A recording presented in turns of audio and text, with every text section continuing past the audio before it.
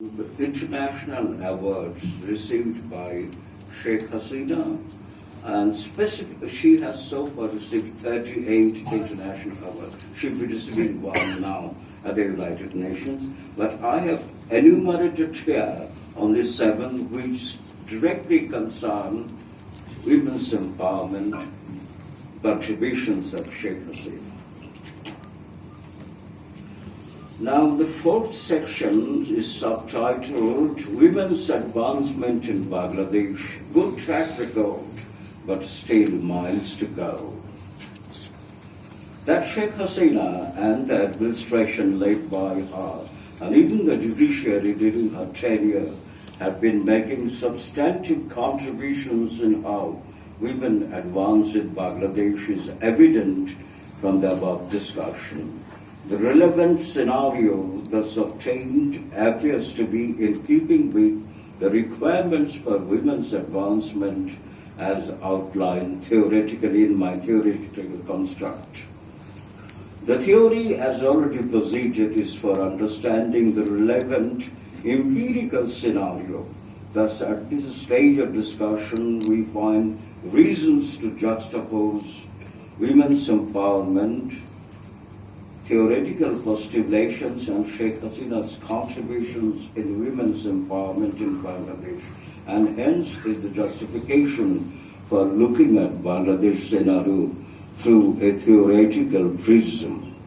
As all these euphoric things being said, there remains something more to be said tersely, and that too in the context of the ground reality. In other words, the miles so far traversed are to be assessed in terms of the remaining miles to go. Broadly speaking, women in Bangladesh are in every position of political and administrative significance, since that of the head of the state. I expect in future there will be women president of Bangladesh. And needless to mention, this advancement has taken place over the last decade or so. This period is coterminous with that of Sheikh Hasina's tenure in government. In fact, Bangladesh ranks 5th in Global Gender Gap Index in 2018, and this is because of development across the spectrum of economic, educational, health, and political empowerment indicators. With such a ranking, Bangladesh is just above the US. I mention it again, with such a ranking, Bangladesh is just above the United States and way ahead of all other South Asian and most African nations. But only 36% women now comprise the job market in Bangladesh, and 70% women labor gratis. On the other hand, Bangladesh society is riven by harrowing tales of child marriage. There is a confusing law against it. Dowry-related torture on women and rampant rape of even a 6-year-old girl child. This heart-rending instances put a question mark on the status of women in our society. Respect and honor are conspicuously absent in how women are treated in this society. Mere economic and political empowerment of women minus enhancement of their social status would surely end up being a hollow achievement. Perhaps a sincere and demonstrative government commitment to the cause, backed by demonstratively effective governance, would bring about a desirable change in this dismal social scenario. The Bangladesh Bureau of Statistics gives the gloomy information that 72.6% women are tortured as wives. Another datum shows that around 49.6% women suffer bodily harm in conjugal life. But surprisingly, 32.5% women think that a husband is within his right to chastise wife. Needless to mention, such a self-negating feminine attitude has to do with the male chauvinistic interpretation of Islam, as respondents in this survey were Muslim women. This is a problem which is beyond any government solution.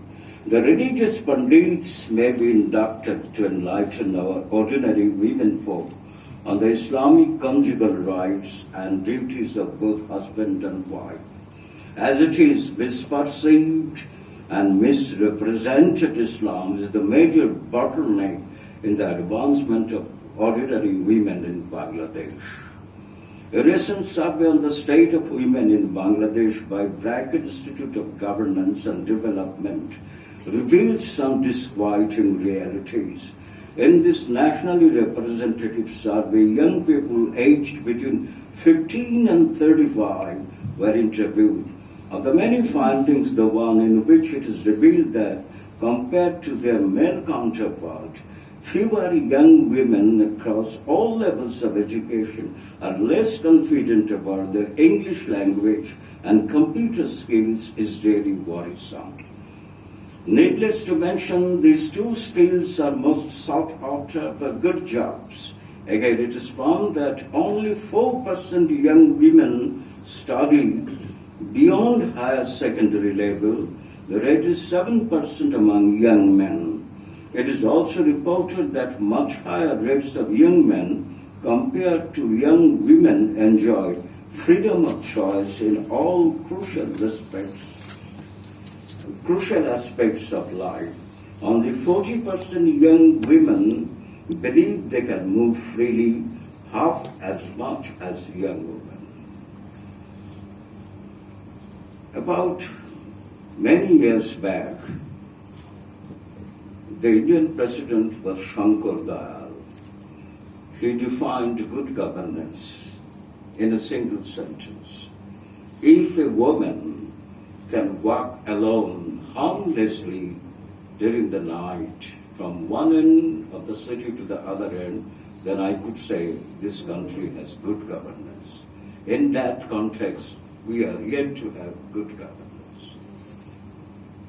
Attention needs also to be drawn to the sorry fate of migrant female workers, and about which government has a huge responsibility.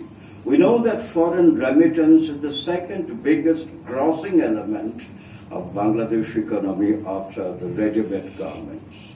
As per Bangladesh Bank statistics, earning in this sector in financial year 2018-19 was $16,419.63 million US dollars, and financial year 2017-18 this income had been $14,098.63 million US dollars. Bangladeshi employment seekers now travel to 168 countries of the world, and of this migrant manpower, the Kingdom of Saudi Arabia employs about 30.29%, thus ranks first in providing jobs to Bangladeshis. But Saudi Arabia also ranks first in meting out inhuman treatment to Bangladeshi migrant workers, both male and female. I have personally watched that last year while performing Hajj in Saudi Arabia. Bragg reports that, but comparatively speaking, the worst case scenario prevails as to female workers. Bragg reports that between 2015 and 2018, nearly 5,000 female workers returned to Bangladesh having had horrific experiences involving torture, exploitation by their Saudi sponsors. The torture of the Bangladeshi female workers includes physical and mental abuse, even sexual abuse.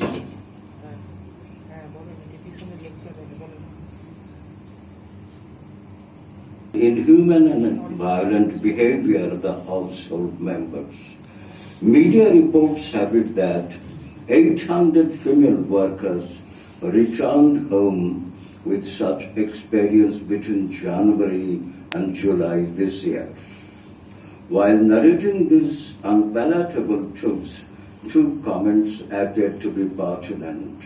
First, a question mark is put on the Islamic credentials of Saudi Arabia. Let me speak with candor. I don't think Saudi Arabia is an Islamic country. It's anything but Islamic.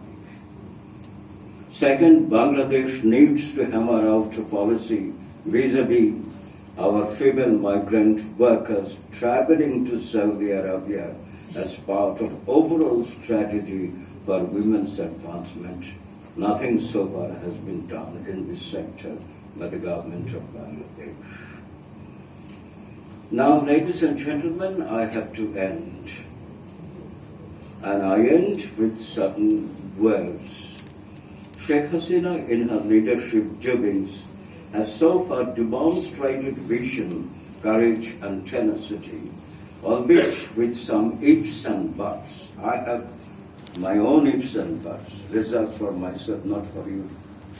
Her qualities of leadership are evidenced in myriad ways, including those of women's empowerment and advancement, wherein her role may be characterized as trailblazing and change-making.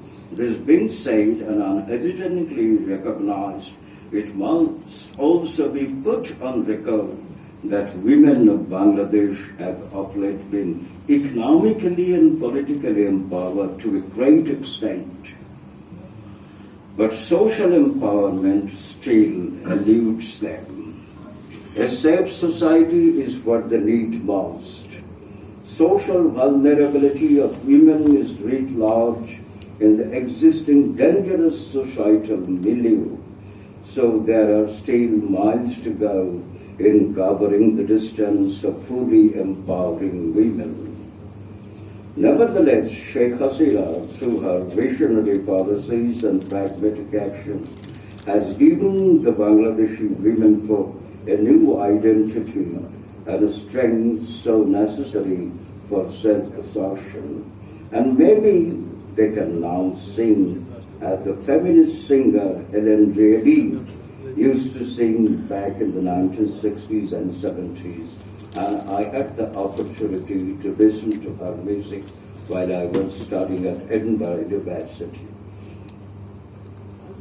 And I quote her, I am a woman, in numbers too big to ignore. And I know too much to go back and pretend, because I have heard it all before. I've been down there on the floor. No one is ever going to keep me down again.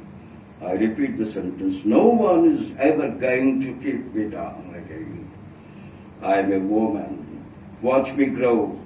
See me standing toe to toe